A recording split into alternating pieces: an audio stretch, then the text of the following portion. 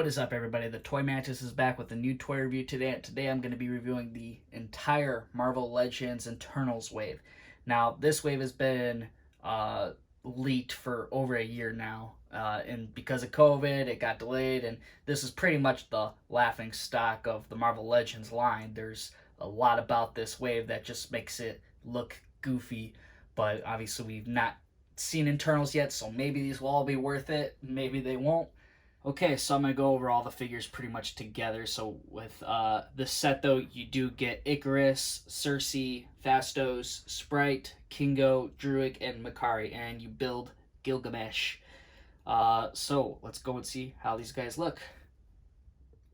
Here's the back of the packaging. Pretty standard, just shows concept art from the movie. Here is the side of the packaging showing all the characters. Okay, here are all the figures now outside the box, and just a fair warning, guys, if you don't like it, if I talk some mad, mean stuff to Hasbro about certain figures, you probably want to just stop watching this video review right now, because I'm going to be pretty harsh. That's just how it is, and, I know a lot of people always say, well, if you don't like it, you don't have to buy it. Well, hey, if you don't like it, you don't have to watch it. So, same goes both ways, right? I'm going to go and spend my money and talk shit. I'm going to do it. So, here we go. Icarus now. He's definitely probably the coolest one of this set, right? And I'm going to say that's just because it's Icarus. He's probably the only one that really everyone knows, and people probably know Cersei too, but I have honestly, past that, I don't know anyone else. You got Kingo. He's played by that comedian. I forget his name, but he's pretty funny. I've seen him in a bunch of other things, and I don't know why I can't remember his name. I should have looked it up before. But, whatever. Then you got Cersei, who's played by Gemma Chan, and this isn't the first time she's actually been in the MCU, and this isn't even her first time actually making it as an action figure. She was Minerva in the Captain Marvel wave, and so she gets two figures playing two different characters, so that's pretty cool. Now it's going to get a little worse here. Now Sprite, holy cow, this is the worst figure. Oh my gosh, look at this. Oh, Fastos drop. But Sprite, look how huge that head is on this tiny little body. That is huge. That is terrible. Easily a bad thing about that figure.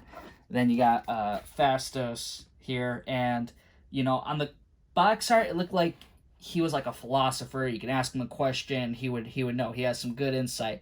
But when you see this figure, it's like you ask him a question and he's just like, I don't know, why are you asking me? That's literally all I can see with this face sculpt here. It's a terrible face sculpt. Now you got Makari here, and she's supposed to be deaf. And is deaf in real life. And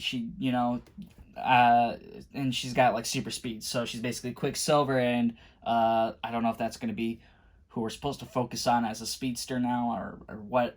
And then you got Pinhead over here, Druid. Every time I look at this dude, he's so pale, he's got this black and red, and I see nothing but like Pinhead's body here. Yeah, that's just my little opinion on that. And then you got the Build-A-Figure Gilgamesh. And this dude, he's, whatever. I don't have much to say about him. He's a basic 6-inch figure. Really didn't need to be the Build-A-Figure, honestly. They could have made Crow the Build-A-Figure, which I don't understand why they didn't. Now, I have Crow here. I'll have my own little review on him later on. But, like, this guy could have been the Build-A-Figure, and it would have been no issue, and just made an 8-piece Build-A-Figure wave. But that required that someone would have to buy Gilgamesh, and I guess they really just wanted to make this wave like, hey, it's really optional. Which, that I do love. I love that Hasbro made this, whether it was their idea or Marvel Studios' idea. I am so happy they threw all these guys together so it wouldn't affect other collectors and them wanting to just get comic book characters or just like a mixture of a way. I'm glad they made it a way where you could really just say, screw this set. Now, obviously, I'm saying a lot of mean stuff, right? I haven't seen the movie, of course, so I could have my mind changed about this. I could be like, wow, these figures are actually pretty cool because you get to know the characters a bit. But just from the look of it and how it was just getting released so quick as a figure, it just kind of mind boggles me when you can see, Spider-Man No Way Home. He has to have like 2 or 3 comic book characters because apparently that can't sell a whole wave, but the Eternals wave could. I don't get it. I don't know if they're so sure that all Spider-Man characters would sell no matter what. They really want to make sure people would buy those ones. It's just kind of weird how they're making these decisions. But if they could just really make an entire MCU wave of every movie instead of making it a half, because a lot of them obviously have to have 2 waves. You could, not do that, but whatever they want to pull in, they want to pull in some people, and maybe they're using the Eternals wave as a test to see maybe it could work on its own, and that's definitely gonna not be the case here because everyone's waiting for this on clearance. I already got a good deal on these figures already. That's why I even got them in the first place. I was refusing to buy these anywhere near full price. And I'm still going to be watching out for whenever these things hit clearance because I'm just going to go and like do my return and then buy it back for like $5. That'd be pretty much exactly what I did with the Shang-Chi wave. And yeah, like I'm saying these horrible things and Hasbro's like, oh my god, what? How can you do that? And Target's doing that? What? But yeah, that's just my little pro tip for you guys if you're still watching this review after the warning of me shitting on it.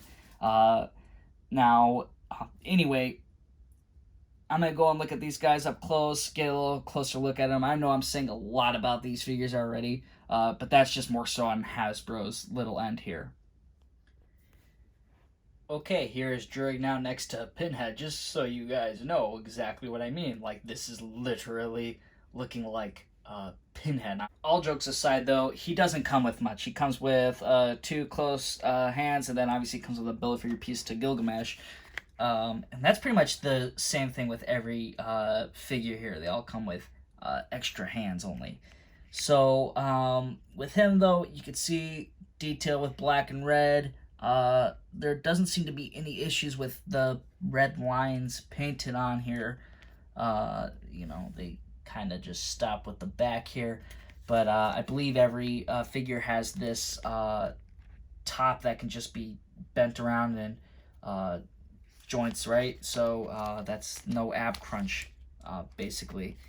Now, within, you can see there's little detailing on the legs here. You can see that there's just a little bit, and he's of course pinless.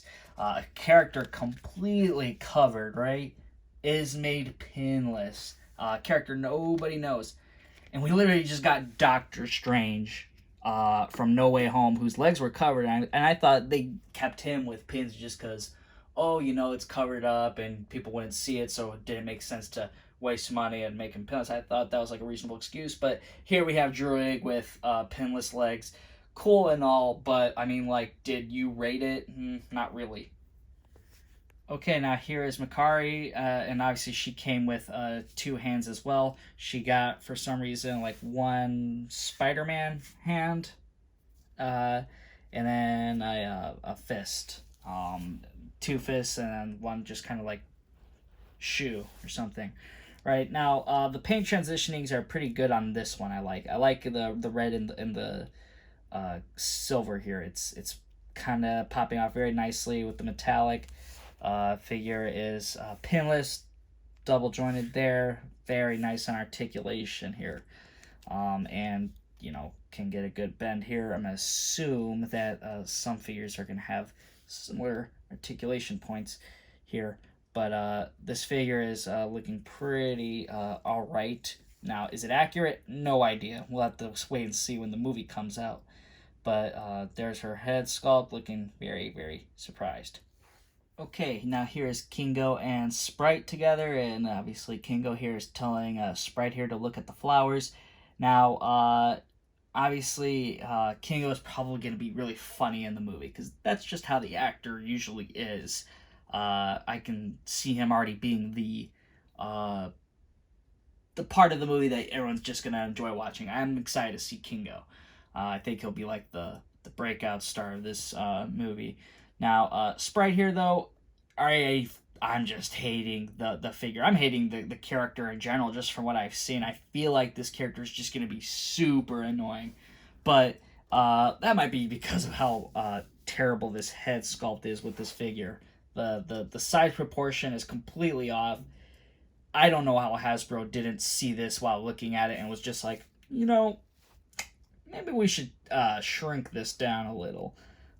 It just doesn't seem right. But now let's keep it going. Now with the arms, obviously we see that she's a shorter figure here, so there's gonna be a little bit. I think the arm length here is the same. They look a bit the same here.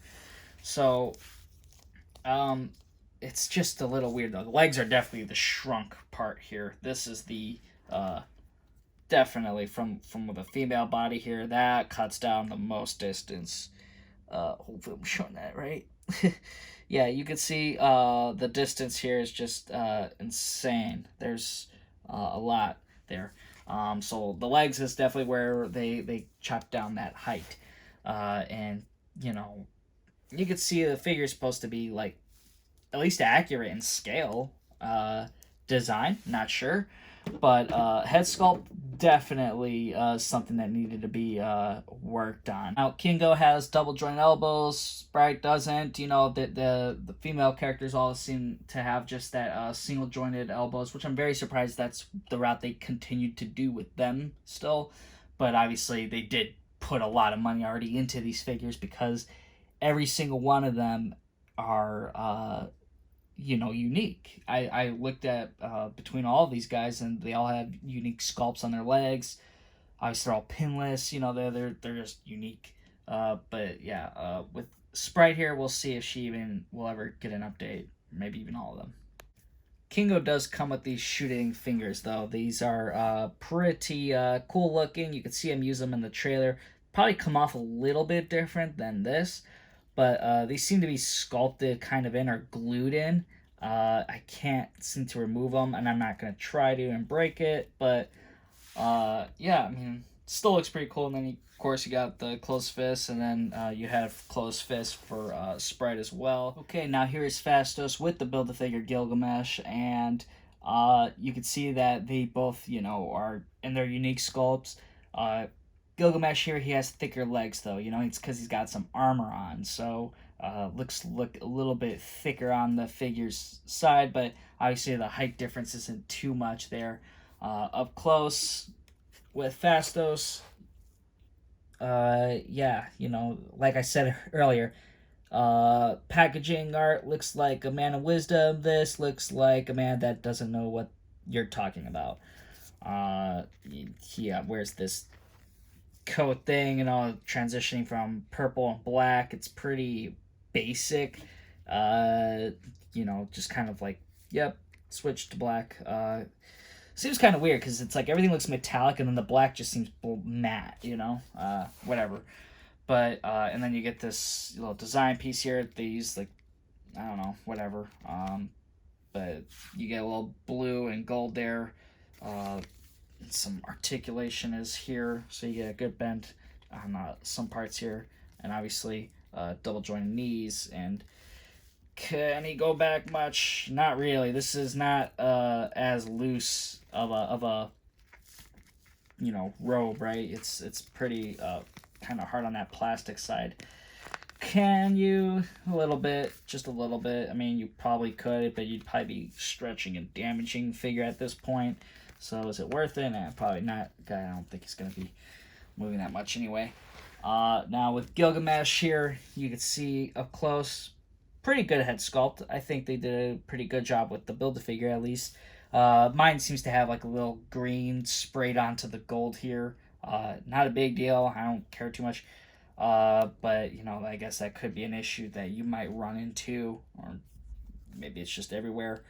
But you can see the designing on the figure. You know, they put a lot of money into these guys that no one knows anything about in this movie. Okay, now with the last two figures of this wave, you got Icarus and Cersei. They're the main characters from the movie, and this is going to be probably the hardest of the bunch, being Icarus, because one, you don't need to have a Build-A-Figure piece with him. You know, he's got an extra head, so he's got like these glowing eyes, and you can see in the trailer, he's definitely one that people are excited about. I'm excited about him. And then up close with him, you know, he's got, of course, double jointed elbows, double jointed knees, pinless. Definitely like the one figure in this wave that was like, yeah, I kind of want him. And plus, he's playing Icarus, and I think this guy was in Game of Thrones too, right? So, you know, pretty much a decent figure here. And now you got Cersei, Gemma Chan. Now, obviously, like I mentioned earlier, this isn't her first figure. But this is probably one that's a little bit more accurate to how she looks. You know, you got her head sculpt, and it's just beautifully well done here. And hair blowing in the wind, and she's got a little hair tie sculpt there. So pretty unique on the hair. And you can see double jointed knees, pinless, single jointed elbows, just like all the other females in this wave, using that female body. They just kind of all had that limited articulation as well, with just using that whatever joint that's called without the ab crunch. They all went away with the ab crunch this wave, so that's one thing that isn't here. Okay, now here is Black Knight with Cersei and Icarus. Now this is supposed to be like a little love triangle storyline. Now obviously you heard that Black Knight is not going to be appearing in the movie as this character. He's going to be his regular version before anything happens. Will it lead up to it? Probably. You know, I can't imagine that they would introduce the character and never make him into what he's supposed to become. So we'll see what happens there, but okay, here's Cersei next to Minerva now, and both played by Gemma Chan, and also the first actress to play two different characters in the MCU and get action figures for both of them. That's pretty interesting accomplishment there. I think there's something there for that. But you know, regardless though, the figures. You know, obviously, with Minerva, there was just no idea how this character was supposed to look. She was a pack-in for Captain Marvel, and just little thought was put into it, but mostly just, hey, let's get another character from the movie out. So it was kind of a clever way for Hasbro to get it in there. But obviously, I believe that with the new figure, Cersei here is probably a bit more accurate. Maybe slightly off. I mean, not every figure could be off. I really couldn't pay too much attention. We'll see how it looks in the movies. Okay, here's the entire Eternals wave now next to Athena, another member from the Eternals. This is the Angelina Jolie character, and I already have a review posted about her, so if you want to go back and check that out, you know, go ahead. And with that figure, though, you know, it matches well with these guys. You know, it's just totally separate from them, so still waiting on Ajax, of course, so we'll see how that one looks next to these guys later. Okay, for the whole wave, though, I'm going to give this set a D for diversity. Now, every figure does deserve its own rating, so I will do that very quickly, though. Druid here, I'm going to give this guy a 3 out of 10. You know, and Makari, I'm going to give her a 4 out of 10. Cersei, I give her a 7 out of 10. Icarus, 7 out of 10. Kingo, 6 out of 10. Sprite, not so refreshing, 2 out of 10. Gilgamesh, I'll give him a 5 out of 10 because he's the Build-A-Figure. And Fastos here, I'm going to give him a 3 out of 10. Now, the range on these figures are up and down, right? And you would think maybe a bit better because they're all pinless and very unique. Could be a cool way for an action figure, but there's just on it, you know, like what can I do with them? They all just come with open fist, closed fist. What can they do? There's just really nothing like to say. Eternals, there you go. So, hey, maybe the movie's going to be super awesome. I'm going to really enjoy having these figures in my collection. As of right now, I'm in content with them. And we'll see how they go in a couple of weeks. Okay, so that's all I have to say about this Eternals wave, guys. If you did enjoy this video, hit that thumbs up button. If you didn't, well, sorry, I gave you the warning. But if you are new here, hit that subscribe button. You can make sure you watch my old content. And if you didn't like my video, then you could subscribe too and just watch my old content and still be mad. I don't care. But that's just how it is, I can say what I like. But anywho, with this wave though, you know, it's a gamble. We'll see what happens. Put it down in the comments what you guys think. Are you holding out until this hits $5? Are you just not buying it at all? Hey, or if you're already gotten them and, whatever. So, I will see you all next time.